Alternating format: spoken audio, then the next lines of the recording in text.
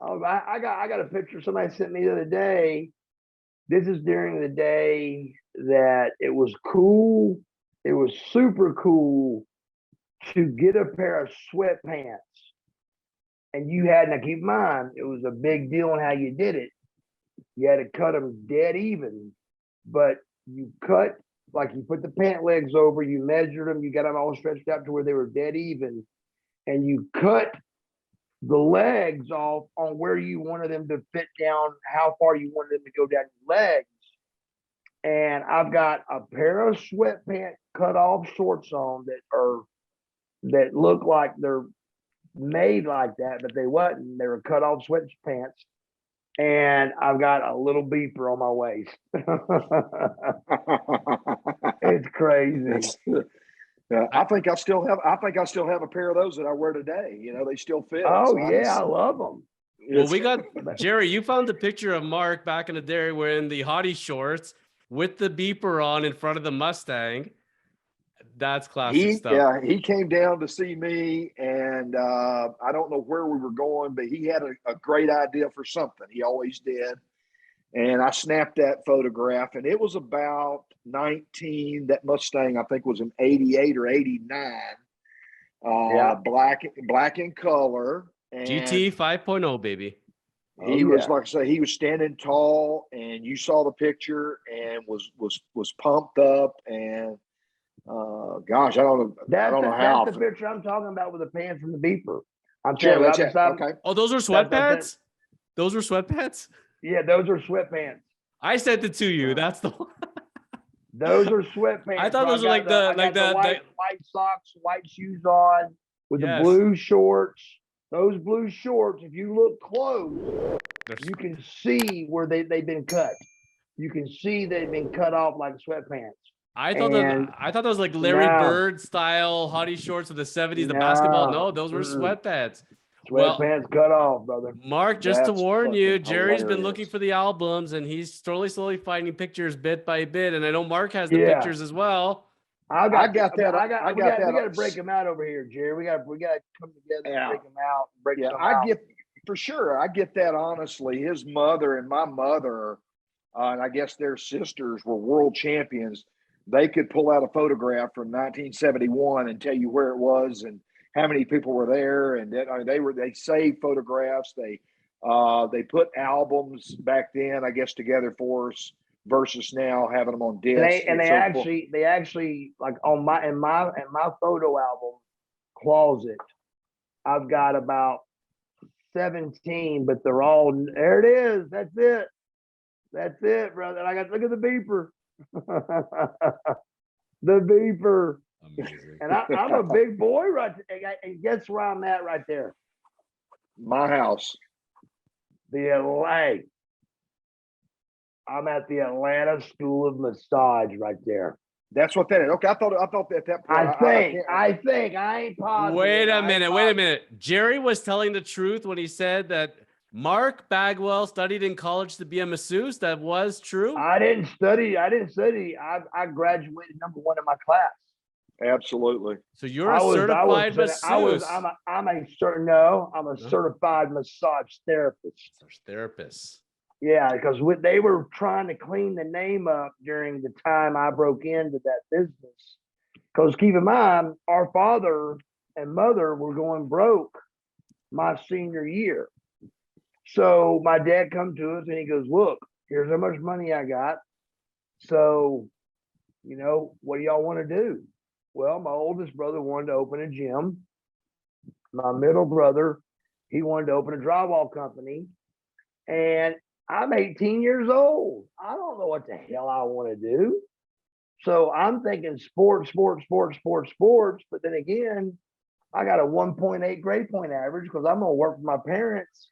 I didn't care what my grade point average was. I cared what my batting average was. I was batting 750. And, so I didn't care about nothing but sports. Well, at least with massage therapy, you could go into sports, sports therapy training and maybe become a trainer of some kind for a baseball team or football team. So that's where my brain went. And I thought also by being in shape And with this southern good-mannered accent, I really thought that it would go for me. And buddy, I was dead wrong. I'd have women walk into the room and see me and walk straight the hell out. And I go, wait a minute, where are you going? And they'd be like, no, there's no way. And they would ask for a male, but they didn't ask for this kind of male, I guess. Really? So when I come walking in, they were like, there's no way I'm taking my clothes off for this cat. So women became, which it makes sense now. Somebody would have told me before I did 10 months of school, had to graduate and all that. And we basically wasted just 10 months of my life, right? Really, to be honest with you. Because I went right into wrestling. So, But they actually would say to me, I finally, I had wasted $10,000 of my father's money. So I remember asking them, going, hey, look, I said, just tell the truth. I said, tell the truth. I said, what is the deal with you guys saying no? And they'd say, I may have some fat on my back, or my husband would kill me. So I heard all kinds of different stuff, but it all came down to their being uncomfortable being around, I think, because I saw all of these like nerd looking guys making a killing at this business. And I thought, oh my God, I'm going to make a killing at this. And it was exact opposite. It didn't work. so the correct term, I looked it up before. My apologies. It's masseur when you're a male, masseuse for a woman, but you're saying massage therapist. Marc, I got to tell you, man, I thought you would be making a killing also. It's the only time I've ever heard a story of a woman saying no to you.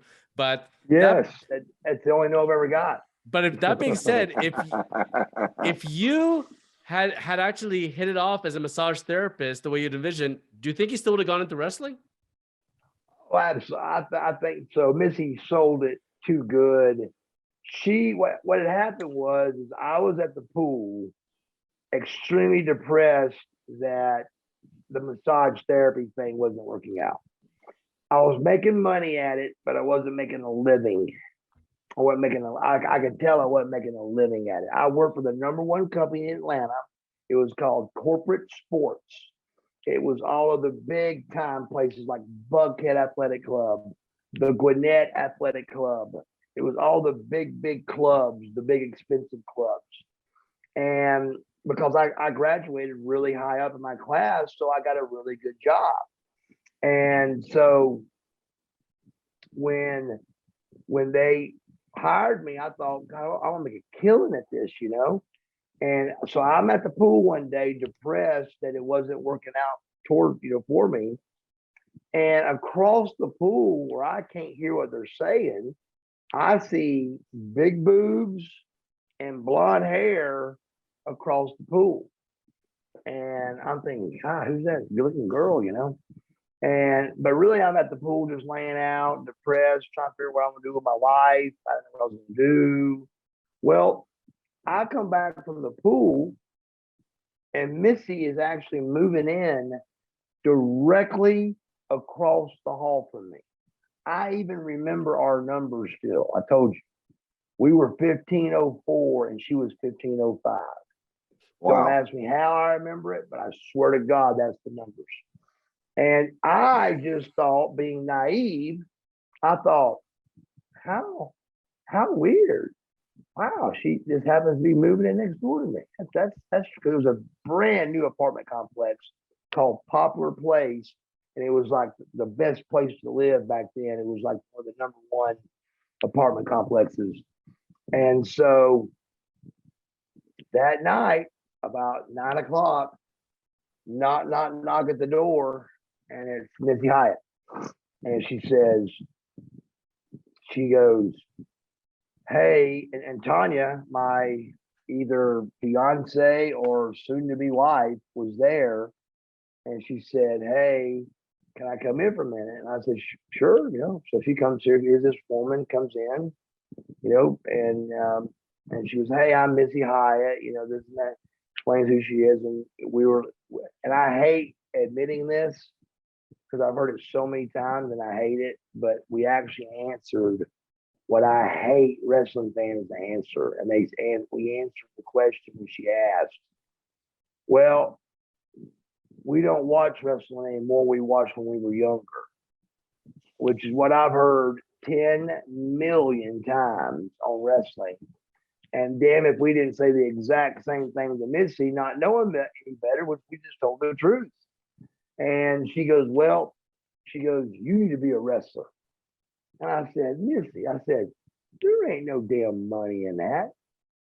And she said, our lowest paid guy makes $100,000 a year. And I said, let's go back to that one more time. Now, what now? And she said, our lowest paid guy makes $100,000 a year. And I said, well, let's regroup. Let's re-talk about that. And so we talked about it a little bit. And then that's when I went down to Griffin and with Sarge, Buddy Lee Parker and Jody Hamilton, which was Nick Patrick's daddy, one of the original assassins and all that. And the first thing Sarge said, he goes, you're not big enough. And you saw that picture of me a minute ago. That was a year and a half before this tryout. I was only like 18 in that picture. And I said, well, I'm bigger than Brian Pillman.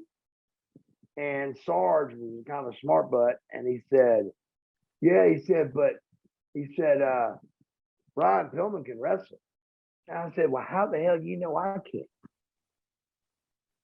And he just instantly like shut up and he went like, well, okay, well, it's $3,000. I said, whoa, it's what? He goes, it's $3,000 to go to school, no promises, no guarantees. They just train you, you know. So I came home to Missy and I said, Missy, I can't do it. I said, $3,000, da, da, da, da. Well, she found this guy named Steve the Brawler Lawler. Trick or treat, smell my feet, and boom, I scared you. That's it. That's what he said. Remember? He would work you. Brawler Steve would work you over till you were almost dead, and he'd look at the referee dead in the face and he'd say, ask him, or what's the matter with him, ref? That was a big, yeah. That was a big deal. But there was a Halloween thing we were doing. There was the Halloween thing that y'all came and saw me at Sparkles. Y'all came and saw me, and that's the interview where he said, Fabian, my man, he said, trick or treat, smell my feet, and boom, I scared you. And I wrestled him and won the belt from him at that Sparkles thing y'all came to. That was a big deal. Jerry, Jerry, I was going to ask you, Back what was your reaction when Marc first came to you and told you, I'm going to be a professional wrestler? You know what? I want to look into this. What was your reaction? You recall? Wow, absolutely. It's like it was yesterday. And I was like, just, wow, bro, that's you. And that was, he'd done it all from the time he was, 2 or 3 years old till the time he was 18, 19, 20. He'd already played all the sports. He was athletic. I knew he could do it. I just didn't know, the ins and outs of it and everything, learning. And by far, he just, he took it and he ran with it. But hearing that, I said, I guess, sort of similar to what he said. I was like, there isn't any money in that. Is there? Is Mr. Wrestling #1 and Mr. Wrestling #2 and Dusty Rhodes make $7 million a year, $5 million? Do they? And then, hey, about 5 years we progressed, and then, sitting on top of the world, I knew. We didn't expect anything less. Let's put it like that. What about Big Steve and Big Jude? And you could do it in the voices, by the way, because I know apparently you do the best Judy Bagwell known to man. You gotta get a Judy one. Not doing that one. You got to.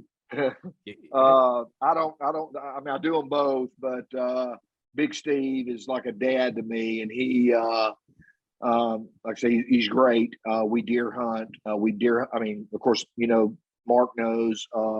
We take it very seriously. We deer hunt every day from the beginning of September till about February the 10th on our farms down here and over in Alabama. And Marc's a great hunter as well, as I talked about. But Big Steve would always either call you and leave a message, and he wanted to tell you the time, the day, and he never could remember the day. He'd always started out with, "Hey buddy, it's me. I think I got your voicemail. 2:30 on Tuesday. Hang on a minute, Mom." And he was calling out to Judy saying, but "Mom, Mama wasn't even there. Is today Tuesday, Mom?" "Yeah, Tuesday. What about giving me a shout when you get a chance? There was something I was going to ask you, and I can't remember it." Every single message. Time he'd say something like he couldn't remember it. He knew what the hell he was calling for. Yep. That was always just his lingo of conversation. Even to this day, when I talk to my father, we end it with him going, "Well, hold on a minute. There was something I was going to ask you. Let me think about that for a minute. God dang it. I hate when I do that. Let me think about it for a minute here." So he's always big on, I don't know whether it's something he's uncomfortable saying bye or what it may be, but my dad, and Jerry will tell you, is one of the coolest 75-year-old men you've ever met in your entire life. And or 76, whatever he is, but still, he's one of the cooler mid-70-year-old men on the face of this planet. Period. But he's got some kind of weird thing that he's got about saying bye, to where he always has to say, "There was something else I was going to ask you," and you never hear back from him going, "Hey, I remember what that was," or nothing like that. It's always just something he just a little thing he does. Well, tell you the reason he quoted the day and the time is, if you may remember, is he was writing that down in his book. Yes. So he knew it. So you said, so if you didn't call him back, you can say, "Look, I wrote it right here," like a cell phone. Yeah, sure. Just like a cell phone, except there wasn't cell phones back then. I gotta ask you, Jerry, how did Judy react at the time, knowing that Marc would be going into wrestling? Do you recall that? She was ecstatic, by far. He loves his dad, but he wasn't a mama's boy, but he was close to his mother. Yeah, I was. As was I, and like a mother to me. And I remember talking to her about it, and she agreed as well. And she was very optimistic, and I think that's where we get it from. If the world ended tomorrow, Marc could paint a picture and say, "Well, it's not going to be that bad, though. It's great. It's one of those things." And she was the same way, and she was so optimistic about it, and wanted him to do so well that the dream she had. And he took that again, and he ran with it. And I know I talked to her about it in the latter years with her, and she was very proud. And she was. And how great is it that she did get to live to see you, Marc, at the peak of the Buff era? Well, not only that, she got to be on TV with me. She was in the match with me when I beat Roddy Piper. I mean, she put the bucket on Roddy Piper's head right before I hit Piper with the blockbuster, with boxing gloves on. So who gets to do that? Yeah, she got to be a big part of the whole thing. So it was great to see her in that. I was saying with Jerry that the truth is Judy was so good. It's a blessing and a curse, because on the one hand, she was so believable, but then the legend kind of grew into the urban legend of, well, Judy called Vince McMahon and all this stuff, because people could believe it because she was so good at it. But who the hell believes that? People are that dumb. But yeah, it was believable because she was such a good actress on TV. Right. Yes, they believed it. I mean, I that's when I lost all faith.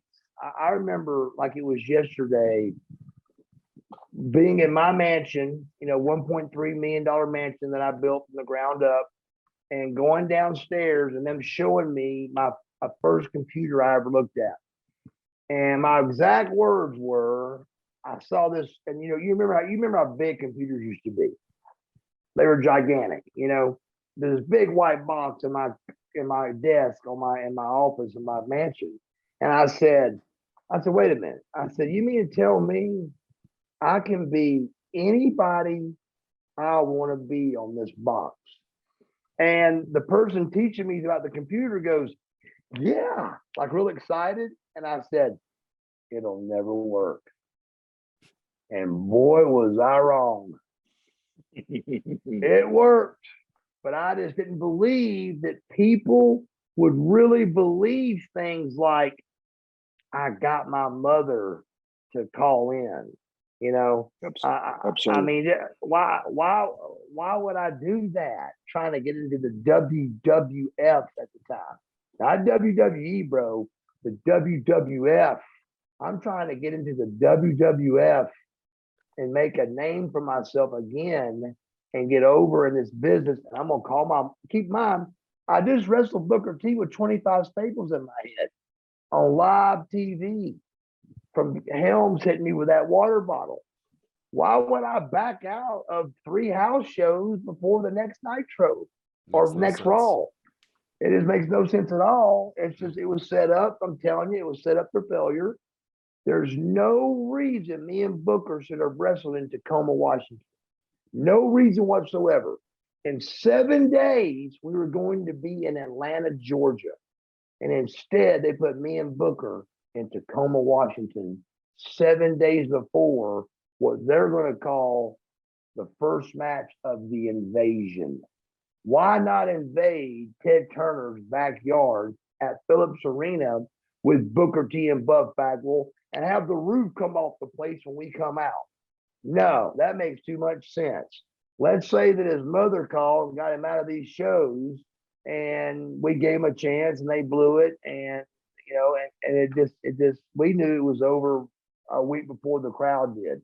So they wouldn't have done that, Right, and that's where Judy being the star and being so believable was a blessing and a curse. Jerry, just for people to understand, watching this worldwide and understanding even North America, different cities, what was Buff Daddy presence in Atlanta like compared to the rest of the country? Oh, bro, wow.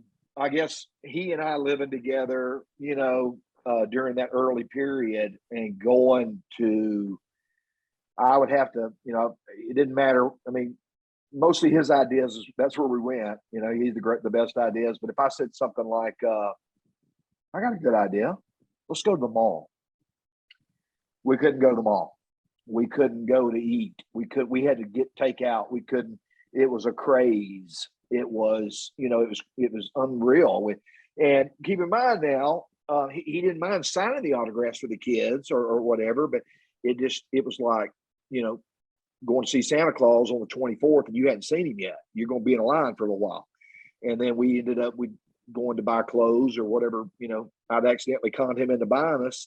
We didn't even go buy anything because we were there 3 hours and he was, are you Buff Bagwell? Yeah. Hey, Marcus. And then a friend of a friend. Then, realize like Jerry's talking about, when you get popular in the town you grew up in, you automatically graduated with everybody. You played baseball with everybody. You played football with everybody. And 9 times out of 10, they were lies. I mean, I remember like it was yesterday, this one guy one day, I was at the gym and he looked at me and for some reason, I'm very seldom ever ill to my fans, ever. And I was in a bad mood this day. I remember it vividly. And he said, and this guy, he was kind of balling me. He kind of kept balling me. And I didn't say anything. I didn't say nothing to the guy. And finally he said, didn't say, hey, my name's so-and-so. He shook my hand, didn't do none of that. He just goes, you graduated with a buddy of mine. And I said, yeah. I said, I graduated with everybody in Cherokee County. And he goes, no. He goes, you really did graduate with my buddy. And so I backed off. I said, well, I apologize. I said, well, this is how you always catch somebody in a lie with the graduation one is what year? So I said, well, what year did he graduate? He went, 77. And I said, how old do I look, bro? I said, shit, I graduated in 88. And the guy was devastated that his buddy had lied to him. He said, my friend lied to me. I said, by 11 years. Shoo. I said, bro, so it's really tough when you get popular in a town. Like I go to TV, for example, with Mick Foley's and Steve Austin's and Rick Rude's and Steen's and Luger's, and they'd go, bro, who have you not graduated with? Because they get seen out in Atlanta, and somebody would go, hey, I graduated with Buff Bagwell, you know? And so they'd always come to TV and go, who in the hell have you not graduated with? And I said, bro, you know how that is. I mean, it's just people just want to be part of it, say they were part of the team and part on the baseball together and all that stuff. It was crazy though. In addition to that, being a family, us together, we would also get, Marc would be paying for the meal or something, and I'd be off to the side, and he said, that's Buff Bagwell. Yeah, I'm kin to him. I said, oh, we knew everybody, every family member, everything. Yeah. Really? How are you kin to him? Well, not really kin, but my dad actually knew his dad from a long time ago, and then something. Yeah. And that's it was fun. You know, we ran with it, you know, and it was cool. But exactly, you hit it dead on the head for sure. Yes. Now, before we sum up today's chapter, one of the segues is in understanding the real Marc Bagwell and a wrestling docuseries and where this was born from. This actually was a brainchild of ours, and talking as I got to meet Jerry through Marc and saying, you know, there's a lot of BS on the internet and people put all sorts of headlines and everybody thinks they know Marc, they think they know Buff. Let's really meet the stories. Let's really see the person for who he is, you know? For all those stories that we're talking about, for example, of fans, I've never heard Marc not stopping to sign an autograph, Marc not stopping to take a picture. Like, if anything, overgiving. And I was saying, if I have to say what Marc Bagwell's greatest weakness, Marc behind your back saying that, is not saying no. Like, he doesn't know how to say no because he likes to please people. And that's the kind of guy he is. And as the series was developing, we launched the episode. As we say hello to a new series, we were saying goodbye to an old series. And fans were writing to me and asking me, what's going on with Marc? We're not seeing him because he's not up on the net very often in the last few weeks. And that's where people now understanding, you know, Marc had this series of Rebuilding Buff. We are now saying goodbye to that series. And Marc felt very, very important. He wanted to reach out to tell everybody, hey, he already sent out a message on YouTube, but also saying, thank you for supporting and watching Rebuilding Buff, looking for Marc every week. He appreciates the fandom. Marc, people have been writing in as we started the Real Marc Bagwell series saying, you look amazing. Love hearing the stories. That's the Marc we know. Let's keep it going. And the response has been fantastic. And the positivity and the fans are really encouraging, and getting to see real family here, seeing Jerry. We'll dig up other friends and family. And people are really excited when saying goodbye to Rebuilding Buff and seeing you on a new series. That's great. I'm so excited. It's your idea, and I appreciate it so much. Yeah, you know, it's really, you know, I always think of a good series, guys. It's very simple. It's as if all of us are sitting, you know, at a restaurant. We're swapping stories, sitting on the high table, and people are pulling up their chairs to our table, and they get to share in these stories. If we were all on a three-way phone call, we'd be having the same conversations. Let's share everybody. Let's get them to hear what we're talking about. That's how, when I ate lunch at Sprayberry High School, that's how it used to be. You had a lunch table and you had a circle of chairs around the lunch table, okay, around my lunch table. Then you had a second row of chairs. And that was, you know, they were still friends and everything, but they were just a little bit less in the group. Then you had your third row of chairs around the lunch table. And it just drew everybody, like you're saying, it drew everybody together to talk and having fun and talking with each other and being part of something that was fun, which was Marc Bagwell's wife, and that's what it was back then, even because it was storytelling and brake lights and fist fights and Bagwell slaps and it was just crazy. It was just crazy stories. I'm gonna warn you, Marc. Though I told Jerry already, and Jerry's got the notepad. As the stories are popping into his mind, he's keeping notes, and we're gonna have future stories because there's a lifetime of stories here. Like you guys live a very chosen, interesting life. Like it's very obvious. And each of you are such a great storyteller, but seeing you combine as storytellers, this is the ultimate. Like this is masterpiece theater as far as I'm concerned. So more stories to come.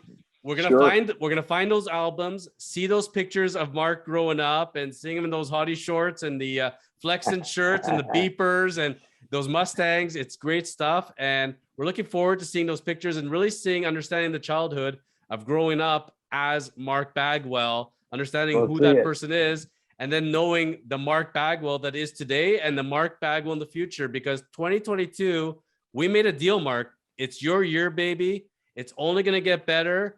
Everybody watch out, because to the moon, that's the only place he's headed. Let's do it all the way, baby. All the way.